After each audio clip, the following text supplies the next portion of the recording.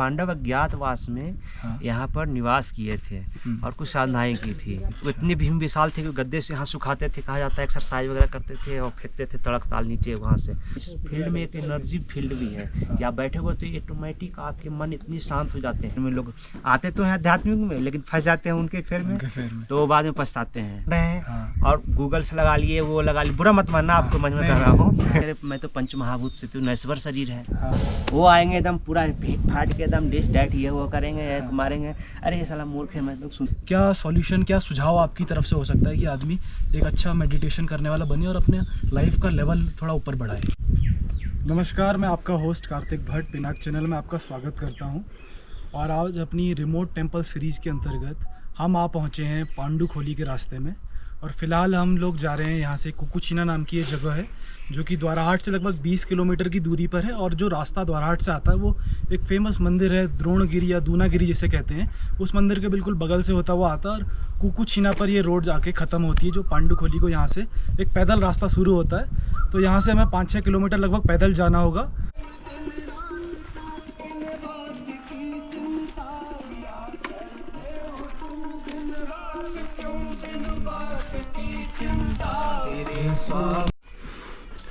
बीच रास्ते में एक कैफ़े भी है, गरिमा कैफ़े।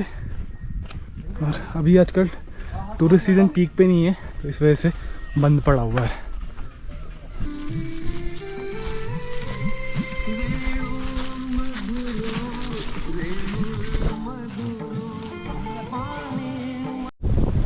स्वर्गपुरी पांडुखोली।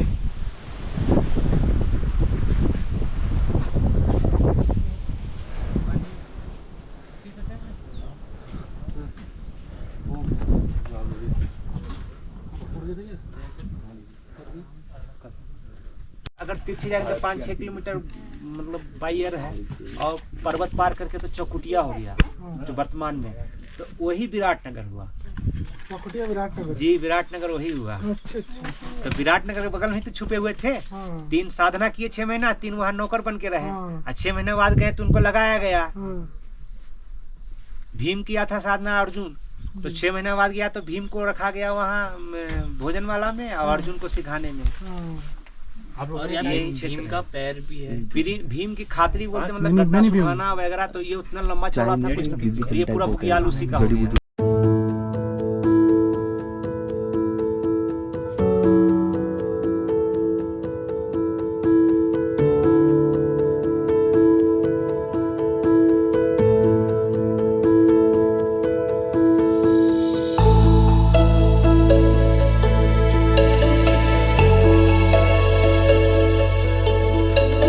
जी, आपका स्वागत है हमारे चैनल पर।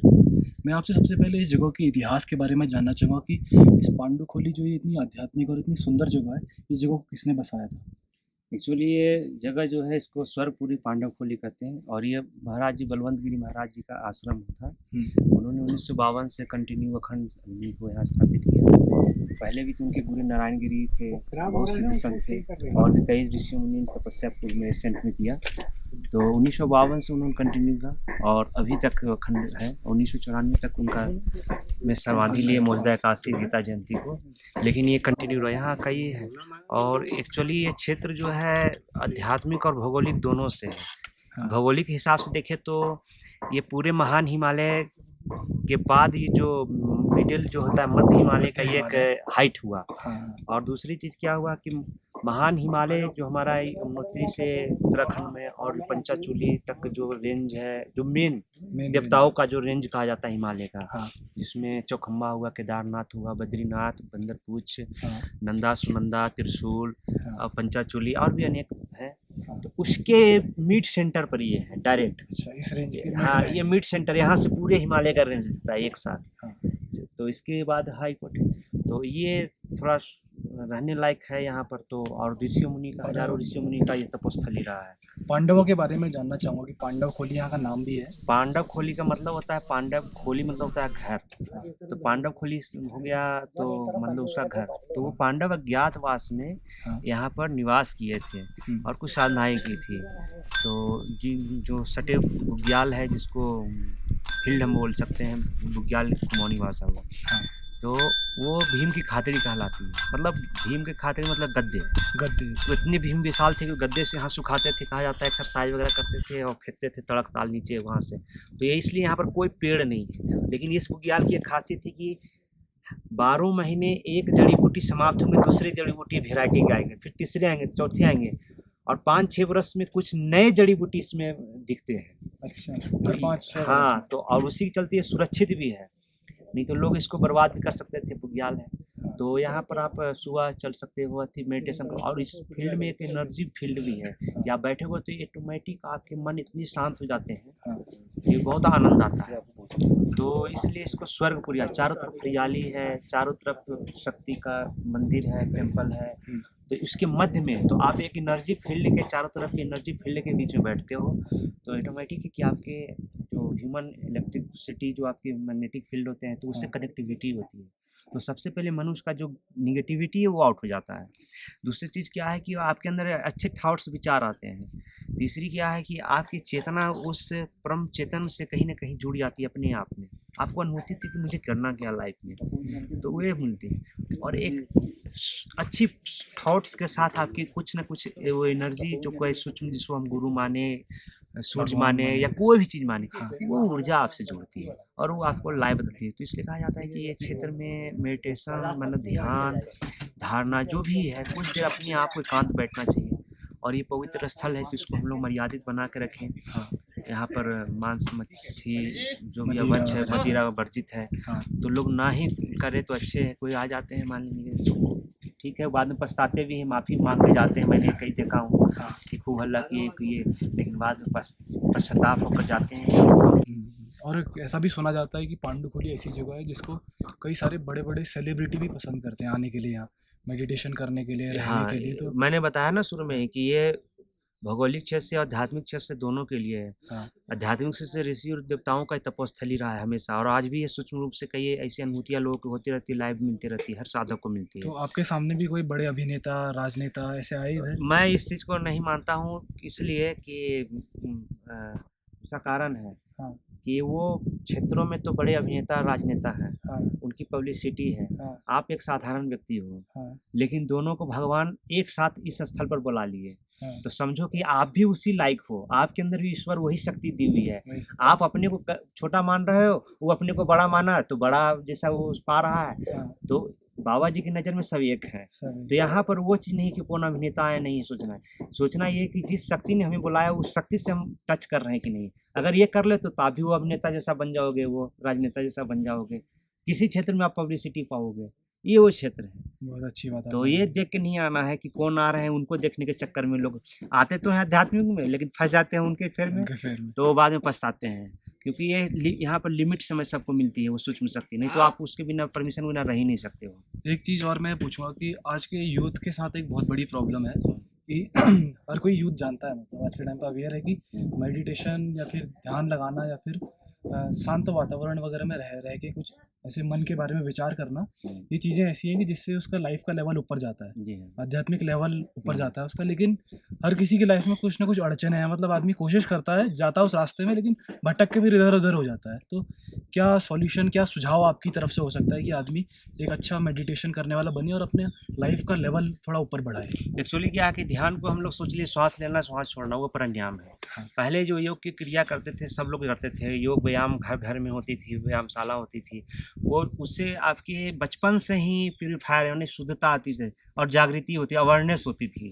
लेकिन वो खत्म हो गई। कारण उसका क्या है कि पहले जो आप देखते हो घर में जो पहले बुजुर्ग पढ़े होंगे, उनके जो चीज़ पढ़े अभी तक याद है, और जो पढ़े हैं वो ढंग से पढ़े हैं। आज तो डिग्री लेने के चक्कर में है, ना अपने बॉडी के बारे में जान रहे हैं, और गूगल से लगा लिए, वो लगा लिए, बुरा मत मानना, आपको मन में कर रहा हूँ तो वो समझते कि मैं ये है। तो कहीं ना कहीं ये चीज़ को छोड़ना पड़ेगा। पहले हमारा संस्कृति था कि पूरे शरीर विज्ञान की बताया जाता था। आप याद करो, जो आपके बुजुर्ग होंगे वो SCPW पढ़ते थे, समाज उपयोगी जीवन कैसे जिया जाए, कई प्रोडक्ट बनाने के बारे में सब चीज बच्चे पढ़ाए जाते थे। फिर बगीचे के बारे में बागवानी कराया जाता था, बहुत सारे ऐसे कार्य कराए जाते जिनको उनको व्यवहारिक नॉलेज होती थी। तो वो व्यवहारिक नॉलेज का ज्ञान न मिलने से बच्चे सिर्फ किताबी कीड़ा बन गए। और वही चीज़ फिर बाद में कई पैसा खूब कमाते हैं और जाके देख के सीखने का प्रयास करते हैं। लेकिन कहते हैं ना कि वो समय पर रहते अगर किया जाए काम तो पूर्ण होता है, उसके बाद बहुत दिक्कत होती है। तो युवाओं को यही करना चाहिए, बहुत सारे युवा कर रहे हैं, ऐसा बात नहीं है, जागृति आई है तो वो अज्ञानता के कारण कर रहे हैं। वो जब जानेंगे साइंटिफिक, क्योंकि एक वन भ्रम के साइंस नहीं है, लेकिन हमारा जो संस्कृति है पूरे साइंस का बेस है। इसलिए जितनी भी वर्ल्ड के साइंटिस्ट हुए हैं फेमस, अल्बर्ट आइंस्टीन हो, चाहे जो भी जितने भी हुए, चाहे अभी के वर्तमान जितने भी हैं बिजनेस में, सबका अगर लाइफ आप पढ़ो, देखो, गौर से ध्यान करो, रीडिंग करो, अध्ययन करो, तो आप देखो कहीं ना कहीं अध्यात्म से जुड़े हैं और वो एक कहीं ना कहीं सिद्ध संत से जुड़ के उनके मार्गदर्शन वो काम कर रहे हैं। चाहे आप जितने भी देख लो, 100 में 100 में दावे के साथ कर रहे हैं, चाहे जितने भी प्रसिद्ध पुरुष हैं, चाहे प्रोफेसर है, रिसर्चर, सब न कहीं जुड़े हुए अध्यात्म से। बिना अध्यात्म से जुड़े हुए कोई तरक्की नहीं कर सकता। अध्यात्म मतलब है कि आत्मदर्शन, आत्मदर्शन, अपने को दर्शन करना, हमको क्या करना है, जिसको अपना मालूम है कि हमको क्या कर्तव्य करना है, दुख है चाहे सुख हो, वो कर्तव्य पूरा करेगा। और एक और परेशानी है जो है आज के टाइम पे कि आदमी कहीं ना कहीं धर्म और अध्यात्म के बीच में एक अंतर नहीं देख पाता है, और फिर कहीं ना कहीं आदमी अध्यात्म की तरफ जाने की बजाय फिर पूरा का पूरा धर्म की तरफ ही चला जाता है और अध्यात्म धर्म नहीं जाता है, वो रूढ़िवादिता में अटक रहा है, विश्वास में अटक रहा है, उसको कहते हैं उन्मादी में अटक रहा है, जिसमें उसको खूब आनंद आता है। हो हल्ला किए, हल्ला थोड़ा करना है भाई, रोड पर खूब दौड़े, ऐसा थोड़ा करना है। आपकी पेशेंस, आपकी धैर्य, आपकी करुणा से ही, मतलब धर्म का मान लो तो मर्म, किसी चीज का मर्म क्या होता है, उसका ज्ञान, उसकी क्रिया, चरित्र, सब चीज जानते हैं, प्रेम उसमें भी होता है। और अध्यात्म होता है आत्मदर्शन, अपने आप को जानना। जब आप जान जाओगे तो आप जानोगे कि अरे मैं तो पंच महाभूत से तो नश्वर शरीर है, तो फिर आप किसी भी भेद करोगे, आपके अंदर करुणा आ जाएगी, प्रेम आ जाएगी, वो शक्ति आ जाएगी, तो आप अपने पथ पर चलते, आपकी लाइफ देख के वो करना शुरू कर देंगे। लोग हो गया क्या नहीं दिक्कत आज कि हम दूसरे से अपेक्षा कर रहे हैं, स्वयं नहीं करना चाह रहे हैं। मूल मंत्र यही है। हमारे बदले भैया पढ़ लें, परीक्षा में एग्जाम में बैठ के पास कर दे, सेटर बैठ जाए, नौकरी दिला दे, तो युवा आज के कमचोर हो गए हैं, काम कोढ़ी जिसको कहते हैं, आलसी वही हो गए हैं, और मन के समझते हैं कि मैं सबसे ज्यादा पढ़ा हूँ। जैसे मैं यहाँ पर बैठा हूँ, हम लोग बैठे रहते हैं, कुछ आते हैं ऐसे जो बुरा मत मानना होटल में काम करते हैं, वो आएंगे एकदम पूरा भीख फाट के एकदम डिश डैट ये वो करेंगे, मारेंगे, अरे ये साला मूर्ख है, मैं लोग सुनता हूँ हंसते आते हूँ, हंसी आता हूँ, कभी कभी नहीं रहा जाता है तो एक आध इंग्लिश बोल देता हूँ, सीधे नीचे जाते, जो समझदार रहते सीखते हैं, बाकी भाग जाते हैं।